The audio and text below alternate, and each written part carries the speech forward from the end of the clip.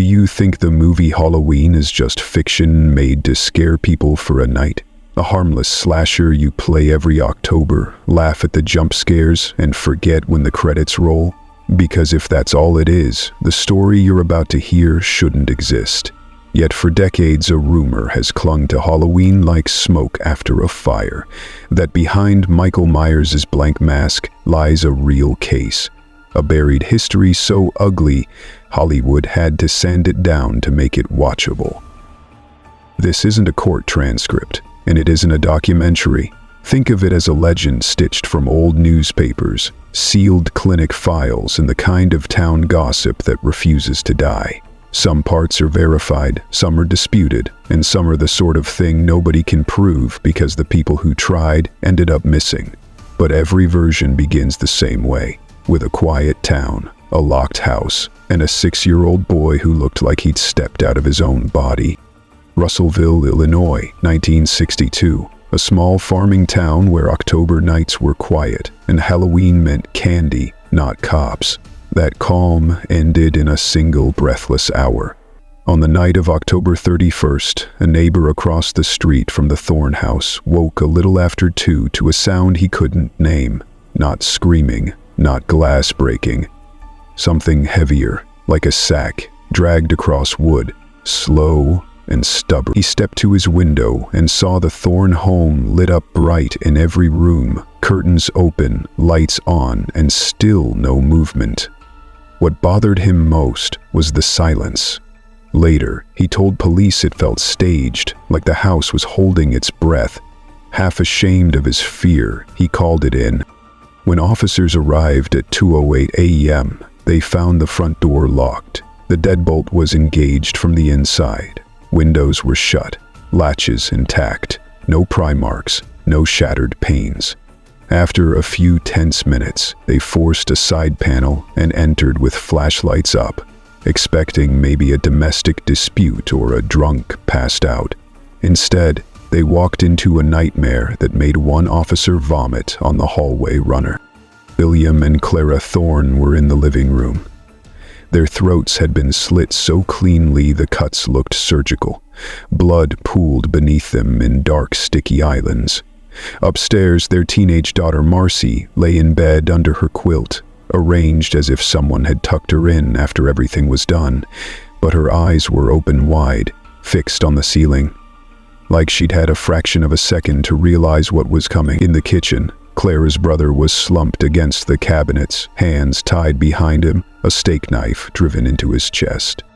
Then came the detail that turned a horrific scene into an impossible one. Footprints. Investigators found no adult tracks through the blood, no shoe prints, no boot treads, no scuffs of a struggle. Only bare footprints, small and child-sized. They led from the kitchen, down the hall, across the back porch, and into the wet grass outside. The officers followed them into the backyard, hearts pounding in a way that felt useless now. There, under the porch light, sat 6-year-old William Thorne. He was cross-legged in the dew, drenched in blood that wasn't all his. His pajamas clung to his skin. In his lap rested a butcher knife bigger than his forearm. But he wasn't crying. He wasn't shaking. He wasn't even blinking much. He stared forward, like he was looking through the yard into a different place altogether. One officer approached slowly, expecting flight or panic. William didn't move. At the station, he remained still. They cleaned him, wrapped him in a blanket, offered cocoa, toys, gentle questions.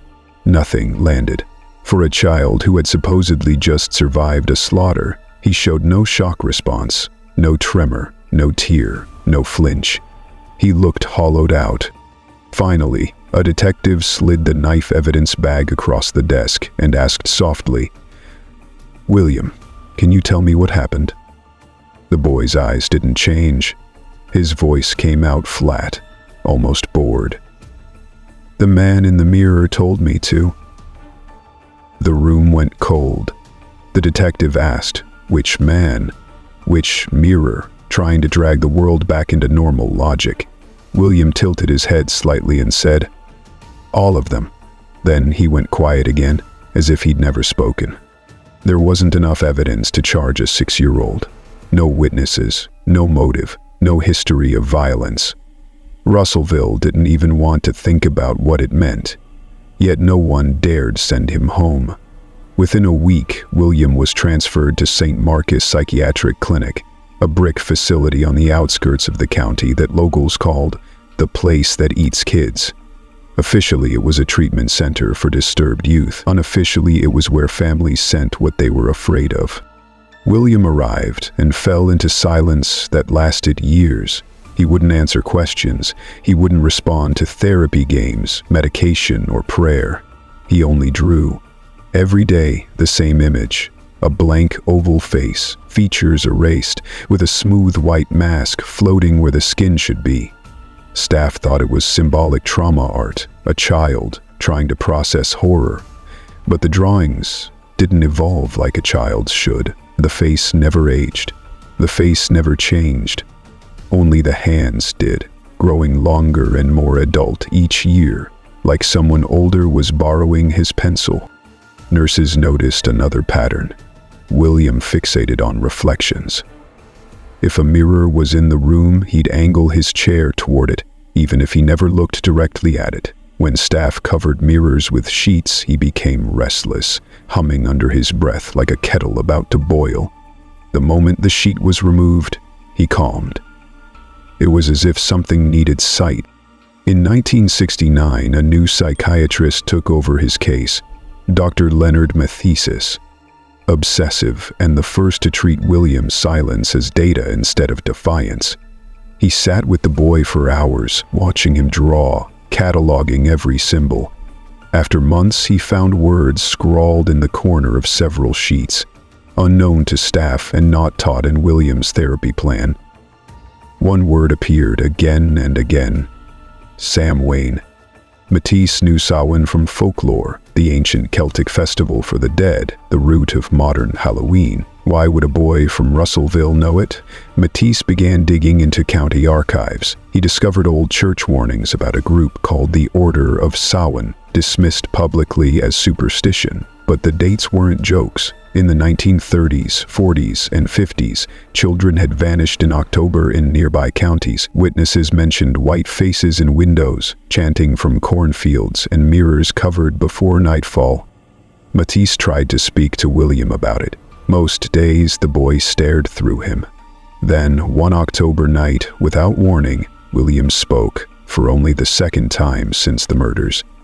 He looked at the uncovered mirror in his room and whispered, "When the moon bleeds, he will return." Matisse leaned forward, asking who would return from where, what bleeds meant. William's expression didn't change. He went silent again.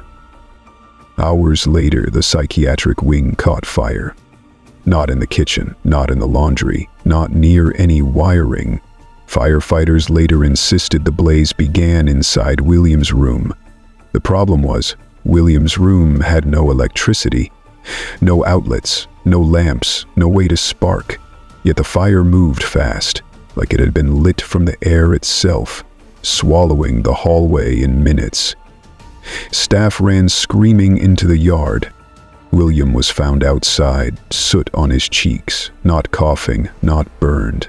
He stood calmly watching the flames. Dr. Mathesis wasn't so lucky. His body was discovered in the corridor, badly burned, but the autopsy noted something the report tried to bury. His skull was crushed, as if struck by a heavy object after the fire began. Officially, it was an accident. Unofficially, firefighters whispered the scene felt wrong, as if the fire had been a curtain for something else. After the incident, William was moved to a maximum security wing. 2 years later, his records were abruptly sealed. Cause of death, cardiac arrest. No photo of the body. No autopsy. Just a rushed death certificate with a signature nobody recognized. William Thorne disappeared into paperwork, the way some people disappear into water. Years passed. Russellville tried to forget. Then, in the mid-1970s, at a flea market in Haddonfield, Illinois, a young screenwriter named John Carpenter bought a box of journals for a few dollars. The cover read, Dr. Mathesis. Inside were entries describing William's drawings, his mirror phrases, and the Order of Samhain. Carpenter later told friends he felt like the diary wasn't a story so much as a warning. He never revealed his source publicly, but he took the bones of it and built a film around a silent killer with a white mask and empty eyes.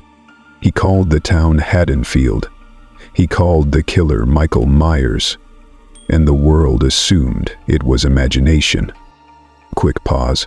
If you're into these real legend horror deep dives, hit subscribe right now. It helps the channel grow, and you won't miss the next story we crack open. Alright, back to Russellville. But few knew Carpenter might not have been creating a monster so much as portraying one. During filming in 1978, strange things began happening. Crew members reported lights flickering with no electrical fault, cameras failing only during certain hallway shots, and an actress claiming she saw a motionless man at the back of the set, watching through a dark pane of glass. The electrician, Mark Daniels, was found dead in Warehouse 3. His body hung by the wrists, his eyes were gouged out. Beside him, one word was written in blood on the wall: Samhain. Production called it a suicide. Police frowned but filed it away. No one could explain how a man could mutilate himself like that, write a word in blood and hang himself without leaving any setup behind. After that, Carpenter began having recurring nightmares. He woke at 3:33 a.m., night after night, seeing a boy in a hospital gown staring at him from a mirror. Once he woke with 3 long scratches on his chest, as if from fingernails. He called a medium. She stepped onto the set, went pale, and said the energy there was older than evil. She left, trembling. Carpenter rushed to finish the film, telling his team he needed to close the cycle. Halloween premiered and exploded into success, but behind the scenes, people close to production began dying in ways that felt statistical until you lined them up. Always October, always after the 13th. An editor died in a film reel accident. His scream was accidentally recorded on an audio track. A lighting assistant vanished driving home. His car was found empty, with a blank white mask on the passenger seat. Others left the industry suddenly, suffering breakdowns they refused to explain. In the 1980s, journalist Claire Hensley investigated the film's origins. She tracked down rumors of the diary, only to find it had vanished from the production archive. She located the old St. Marcus clinic, now abandoned, but with signs someone had been there recently. Inside, she found walls painted with symbols matching those in Mathis's notes. In the basement were dozens of white masks. In the center, a restraint chair gouged by fingernails. On one wall, a phrase scratched into plaster: "He never left. He's just waiting for the next Halloween." Claire filmed everything and mailed the tapes to her station. Before they aired, she vanished. Her car was found burned miles away. The tapes vanished with her. Her case was shelved. In the 1990s, screenwriter Daniel Fans tried to reboot the franchise with a script about the Samhain cult. The studio rejected it, saying it was too dangerous. Fans received anonymous threats and abandoned the project. Later, he admitted, "What I wrote came from a dream or nightmare." He left Hollywood soon after. As the internet grew, fans rewatched the original film obsessively and claimed the mask's reflections subtly changed expression in a few mirror shots. Online theories bloomed that every Halloween someone watching the movie could be marked and the real Myers would choose a new soul. It sounded like creepypasta until 2007, when at San Diego Comic-Con a cosplayer dressed as Michael Myers stood motionless for over 6 hours, and security tried to remove him. He fled. One guard was later found dead in a bathroom. The knife was never found. The cosplayer was never identified. The next year, an indie studio announced a documentary titled The Real Halloween. 1 week before the premiere, the director Chris Malalari disappeared. The raw footage was sold online for a symbolic price. Viewers claimed a still white-faced figure appeared in nearly every shot, never acknowledged by the crew. Skeptics call it coincidence, but the pattern remains. Deaths and disappearances tied to the film cluster in October after the 13th, and white masks appear near scenes with no logical source. In 2018, during production of a new sequel, a Blumhouse employee snapped a backstage photo.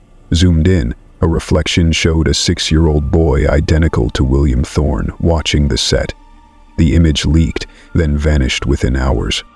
Cult scholars insist Michael Myers is a modern form of an ancient archetype, the Veil Keeper, an entity that lives between the living and the dead, using bodies to cross on Samhain.